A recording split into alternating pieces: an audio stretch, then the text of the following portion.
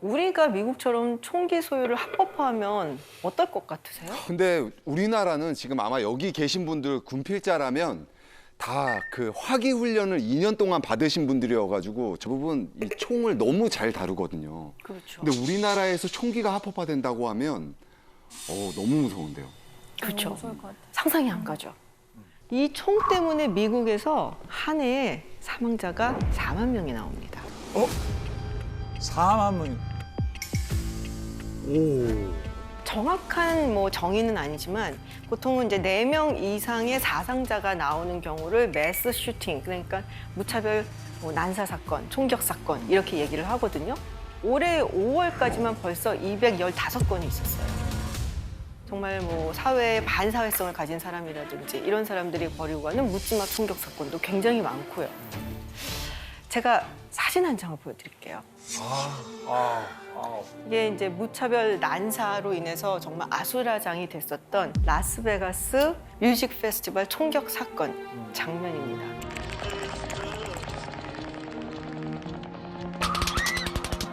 당시 사망자 수가 58명, 그리고 부상자 수가 500명이 넘어요.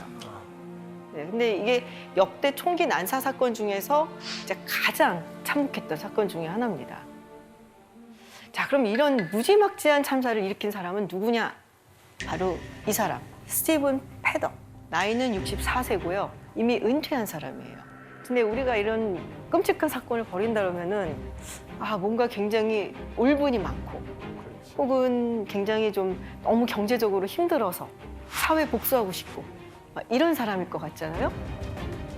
스티븐 패덕은 백만장자예요. 네? 직업도 회계사였어요. 그리고 은퇴했다 그랬잖아요. 은퇴를 하고 난 다음에 그 게이티드 커뮤니티라고 정말 부자들이 사는데 그 안에 막 골프장도 있고 막 수영장도 있고 다 있는 그런 데서 살았어요. 아무 문제 없는 사람이었다. 정신질환도 없었고 전혀 그런 문제가 없고 전과도 없고. 근데 나중에 조사를 해보니까 언론 보도에 따르면 최근에 도박에 빠져서 하룻밤에 1만 달러를 쓰기도 하고 약간 도박병적인 증상이 있었다라는 거예요. 자, 이런 가해자가 있으면 사실 또 피해자가 있죠. 정말 안타까운 스토리들이 정말 많은데 그중에 한 부부를 소개를 해드릴게요. 이 남성의 이름은 소니 멜튼, 응급실 간호사예요. 그리고 부인은 헤더 멜튼. 응급실 간호사면 얼마나 긴장된 삶을 살았겠어요. 그죠? 아비규환이잖아요, 응급실은. 이 부인과 함께 라스베가스 가서 우리 좀 뮤직 페스티벌 놀아보고 힐링도 하자. 그리고 온 거예요. 그리고 사실은 1주년 결혼 기념일이었어요. 그래서 이제 함께 좀 오붓한 시간을 보내고 축하를 하러 라스베가스에 왔는데 이런 참변을 당했어요. 총알이 막 쏟아지니까 이 소니가 자기 아내의 헤더를 막으려고 감싸 안고서 막 도망을 가다가 등에 총격을 당합니다. 그래서 결국에는 사망을 해요. 너무 가슴 아픈 스토리죠. 근데 이런 스토리들이 너무 많아요. 나중에 이제 경찰들이 이 패덕이 머물던 호텔 방을 갑니다. 갔더니 무려 23정의 총기를 발견해요.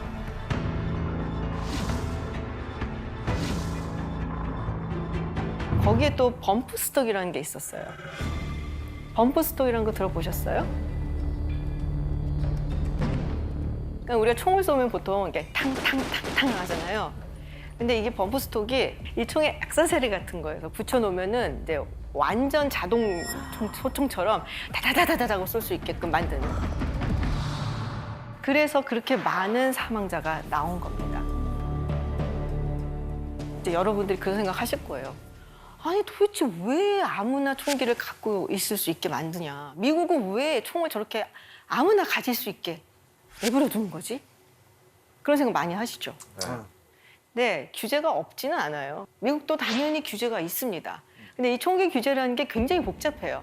예를 들면은 어떤 총을 규제할 것이냐. 소총도 있고 권총도 있고 자동 소총도 있고 되게 많아요. 총의 종류에는. 연령도 있죠. 몇 살부터 갖게 할 것이냐. 네, 그리고 신원조회 같은 거를 해볼 때 그러면 어느 정도 선까지 신원조회를 해야 되는지. 왜냐면 이게 잘못하면은 개인의 정보까지 사실 침해할 수도 있는 부분이고요. 그것도 사실 맞아요. 애매하죠. 그리고 총기를 사는 것을 규제하는 것과 소지하는 것을 규제하는 건 또 달라요. 사는 거는 만약에 예를 들어서 뭐 21살 이상만 살 수 있다라고 하면은 내가 18살이면은 아빠가 산 거 내가 가지고 다녀도 되거든요. 그러니까 이거 소지 연령을 규제를 할 것인지 아니면은 사는 것의 연령을 규제할 것인지 그러니까 되게 복잡해요. 그러니까 단순하게 그냥 아무도 못 사! 뭐 이러면 좋은데 근데 그건 안 돼. 총기를 규제해야 된다라는 목소리가 나오기 시작을 해요. 지금까지 미국에 한 6번 정도 크게 총기 규제가 있는데요. 그 총기 규제의 단초가 됐었던 사건. 일명 발렌타인데이 학살이라고 불러요. 이 사건의 중심에는 마피아에서 우리 마피아하면 딱 떠오르는 사람. 알카포네. 맞아요. 알카포네. 스카페이스 알카포네라고 저기 얼굴에 형태가 있어갖고.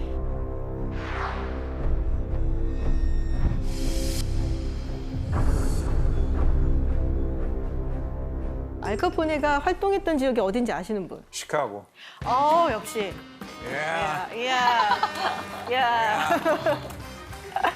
당시 이제 시카고 갱nar을 보면은 크게 세 파가 있었어요, 계파가. 이 시카고의 북쪽은 조지 벅스 모란이라는 인물이 끌고 있는 아일랜드 갱이 있었고, 이 남부 쪽을 잡고 있었던 시카고 아웃핏, 알카포네가 잡고 있었던 곳이고, 그리고 또 하나가 같은 이탈리아 마피아계인데 시칠리아계 마피아예요.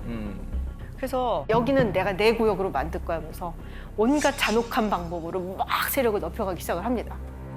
그런데 시카고에 있었던 아일랜드계 갱단하고 그리고 시칠리아계 갱단하고 쟤 너무 큰다, 위험하다. 그래서 결탁을 해요. 이거 알카포네가 누구예요? 당연히 그걸 알지. 그러면서 선제 공격에 나섭니다. 네. 그래서 1929년 2월 14일 오전 10시 30분. 발렌타인데이에. 네, 발렌타인데이죠. 이 아일랜드 갱단 멤버 7명이 창고 같은 데 이렇게 있었어요. 갑자기 경찰차가 그 앞으로 쑥 와요. 근데 경찰차 딱 멈추더니 2명의 경찰이 내려요. 창고로 탁탁탁탁 들어가요. 아무리 갱스터라도 경찰이 왔으면은 경찰에 대한 예의는 좀 보여야 되잖아요. 그렇죠. 그러니까는 막 재수없네 막 이러면서 벽에 이렇게 붙어갖고 아시죠 이거? 네.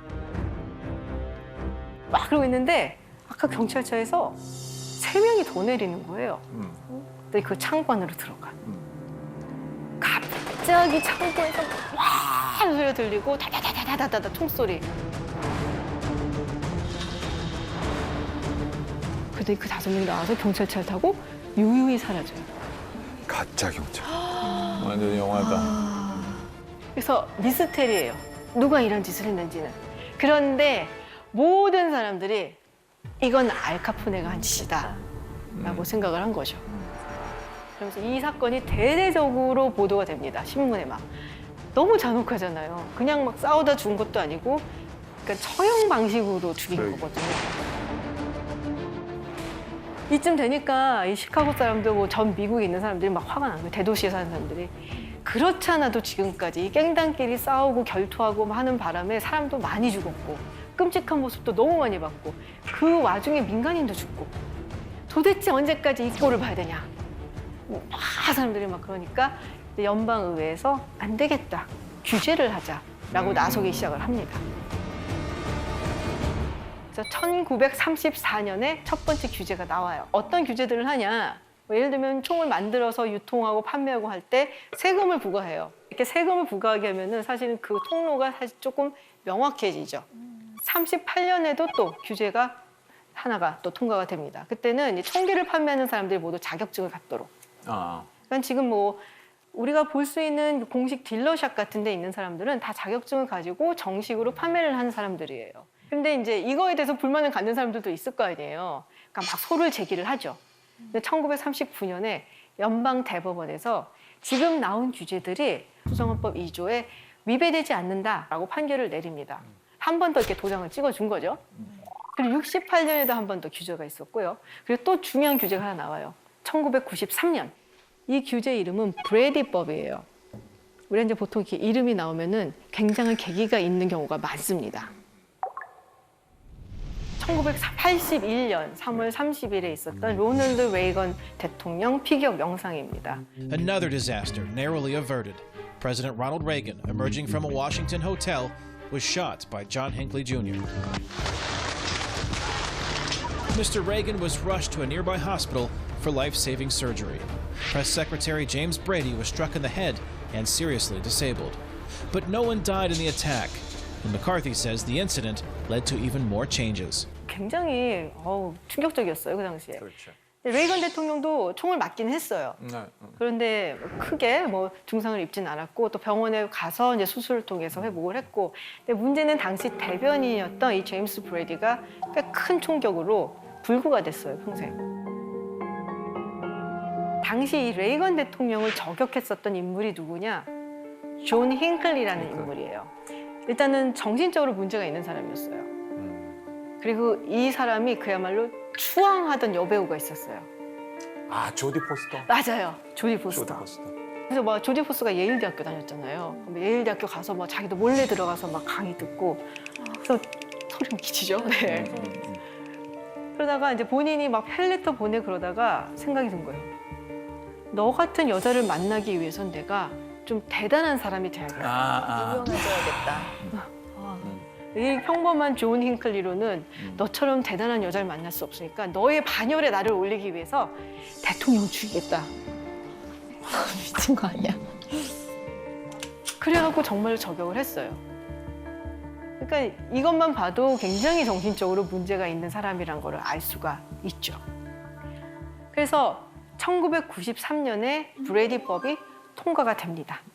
그래서 총기를 이제 구입하는 사람들은 이제 신원 조회를 하는 거예요. 이렇게 또 정신 질환이 있다든지, 뭐 불법 체류자라든지, 마약을 했었다든지 문제가 있는 사람들이 총기를 가지면 안 되니까. 그래서 그걸 위해서 한 5일 정도 웨이팅 피리어드를 두는 거예요. 그래서 그걸 의무화하는 이제 법이 통과가 됐죠.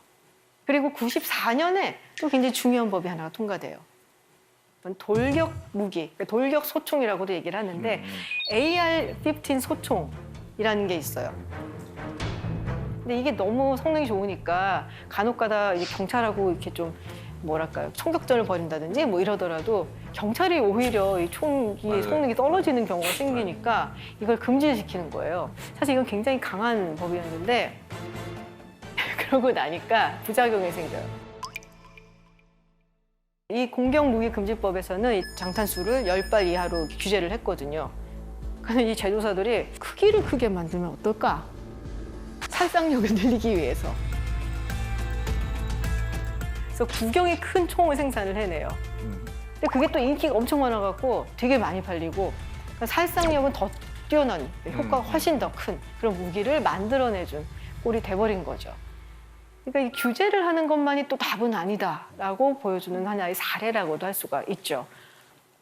그러면서 이 총기 규제에 대한 법들이 나오고 제안이 나올 때마다 총기 소유의 자유를 지지하는 사람들은 위헌이다라고 이야기를 합니다.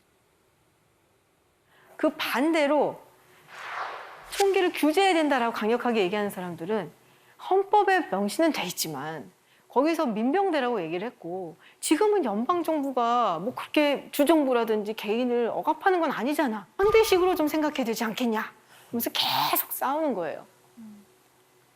그런데 2008년에 아주 흥미로운 판결이 하나 있었어요. 이와 관련해서. 특히 워싱턴 DC 같은 경우는 굉장히 이 총기에 대해서 엄격한 규제를 하는 곳이에요. 당연히 총기를 가지고 밖에 나가는 건 안 되고, 집에 2대, 이 총탄하고 뭐 이런 거 다 분해를 해갖고서는 2개 한 거예요. 그런데 2008년에 워싱턴 DC에 살고 있었던 딕 헬러라는 인물이 있었는데요. 헬러가 생각하기에는 아니 지금 우리 집에 강도가 들었어. 언제 경찰이 올지 몰라. 그럼 내가 어떻게 해야 돼? 내 총 어디 있지? 아 여기 있네. 이거 조립해야지. 막 조립하고 잠깐만. 그러고 조립해갖고 딱 말이 안 되잖아. 엄연히 이거는 수정헌법 2조에 나와 있는 총기를 가질 권리를 이거를 무시하는 거라고. 그래서 이거 소를 제기를 합니다. 그래서 이게 연방 대법원까지 올라가요. 어떻게 판결이 났을까요? 우리 집에 강도가 들었어. 언제 경찰이 올지 몰라. 그럼 내가 어떻게 해야 돼? 내 총 어디 있지? 아 여기 있네. 이거 조립해야지. 막 조립하고 잠깐만. 그러고 조립해갖고 딱 말이 안 되잖아. 엄연히 이거는 수정헌법 2조에 나와 있는 총기를 가질 권리를 이거를 무시하는 거라고. 그래서 이거 소를 제기를 합니다. 그래서 이게 연방 대법원까지 올라가요. 어떻게 판결이 났을까요? 주장이 맞다고 저는 네, 승소했다고 알고 있는. 맞아요. 네.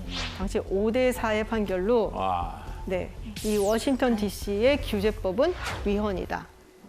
그러면서 규제를 주장하는 목소리들이 사실은 많이 제어가 당하는 듯한 이제 그런 분위기가 만들어지기 시작을 하죠. 그런데 여러분 그 영화 중에 좀 옛날 영화긴 한데 스크림이라는 영화 아세요? 알아요. 닮았. 첫 장면 기억하세요? 전화. 하이 세드니. 하이스. 그 집이 이렇게 배경이 나오잖아요. 정말 좋은 집인데 주변에 아무것도 없어요. 그죠?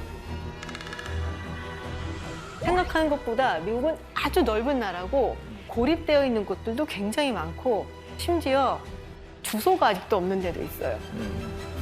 저는 그 버지니아 애넌데일이라는 곳에 갔었는데 집과 집 사이가 무지 넓더라고요. 그 밤 되면은 정막강산이에요. 그렇게 이렇게 고립돼 있는 데는 진짜 범죄자들이 이렇게 막 침범한다든지 하면은 권총이나 이런 거 없으면은 자기 방어가 불가능할 것 같다는 생각이 들더라고요, 사실은. 말씀해 주신 대로 정말 멀리 떨어져 있는 집들이 많아요. 네. 근데 그런 경우에 누가 막 침범을 했어요. 911 전화를 해요. 한참 있어야 옵니다. 몇 시간 뒤에 올 수도 있죠.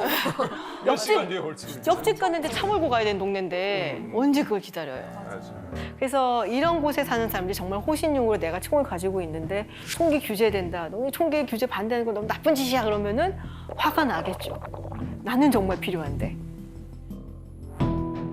실제로 근데 범죄가 많이 일어나는 곳은 대도시예요.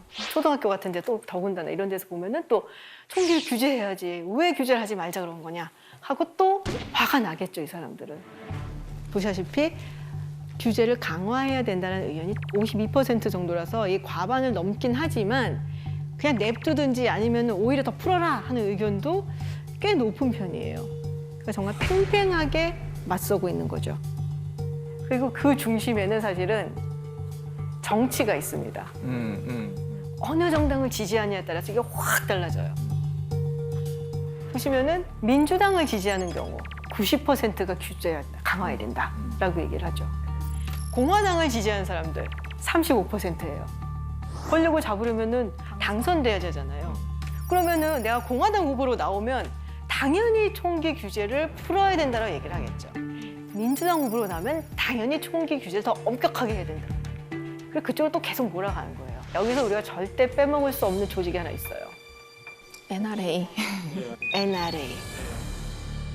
전미 총기 협회라고 이야기를 하죠. 여러분들은 어떠세요? NRA 하면 또 어떤 이미지가 떠오르세요? 저는 사실 되게 많은 시간을 좀 진보적인 주에서 자랐기 때문에 거기서는 항상 굉장히 나쁜 존재라고 얘기를 했었어요. 그래서 로비도 많이 하고 정치인들한테 뒷돈을 줘서 절대 못 없애게 하고 뭐 이런다. 근데 사실 뭐 텍사스라던가 이런 좀 시골 쪽에 사는 친구들의 평가는 또 굉장히 다르거든요. 그래서 이 어소시에이션이 있기 때문에 규제도 그렇고 오히려 또 트레이닝도 총기를 사기 전에 트레이닝을 받아야 된다는 법도 여기서 나왔기 때문에 또 긍정적인